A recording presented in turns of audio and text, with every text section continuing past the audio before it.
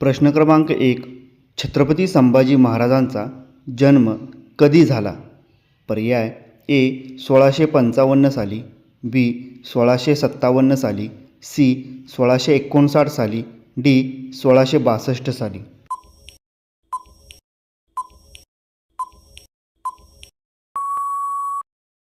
या प्रश्नाचे योग्य उत्तर आहे पर्याय सी 1659 साली. प्रश्न क्रमांक 2. छत्रपती संभाजी महाराजांचा जन्म कुठे झाला?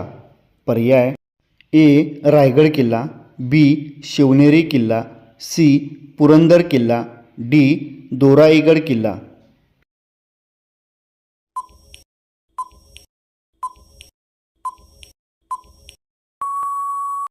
या प्रश्नाचे योग्य उत्तर आहे पर्याय सी पुरंदर किल्ला. प्रश्न क्रमांक 3. छत्रपती संभाजी महाराजांची माता कोण? पर्याय ए सईबाई, बी पुतळाबाई, सी सगुणाबाई, डी सोयराबाई.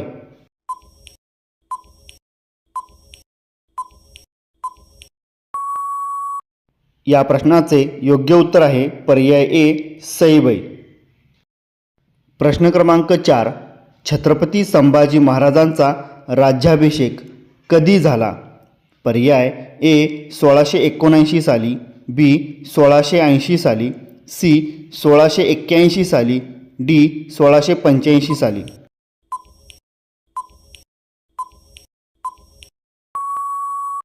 या प्रश्नाचे योग्य उत्तर आहे पर्याय बी 1680 साली.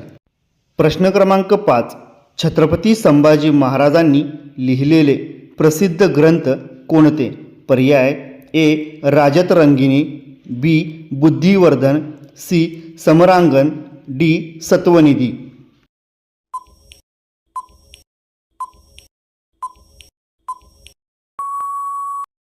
या प्रश्नाचे योग्य उत्तर आहे पर्याय बी बुद्धिवर्धन.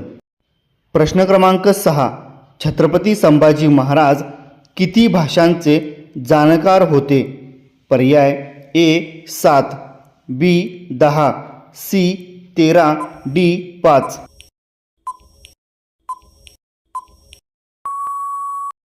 या प्रश्नाचे योग्य उत्तर आहे पर्याय सी 13. प्रश्न क्रमांक 7. छत्रपती संभाजी महाराजांनी मुघलांशी लढण्यासाठी कोणता किल्ला मजबूतीने धरून ठेवला?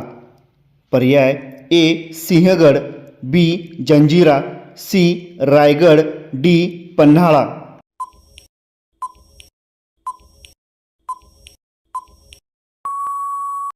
या प्रश्नाचे योग्य उत्तर आहे पर्याय डी पन्हाळा. प्रश्न क्रमांक 8. छत्रपती संभाजी महाराजांना पकडण्यात कोणाचा सहभाग होता? पर्याय ए गनिमी कावा, बी कान्होजी जेधे, सी गणोजी शिर्के, डी प्रतापराव गुजर.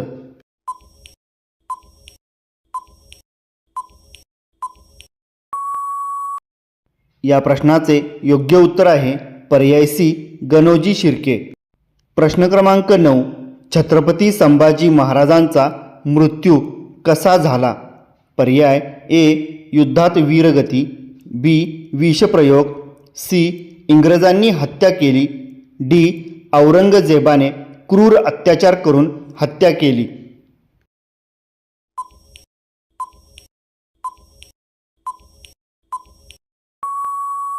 या प्रश्नाचे योग्य उत्तर आहे पर्याय डी औरंगजेबाने क्रूर अत्याचार करून हत्या केली.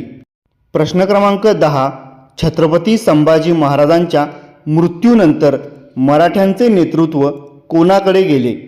पर्याय ए ताराबाई, बी राजाराम महाराज, सी शहाजीराजे, डी पंतप्रतिनिधी.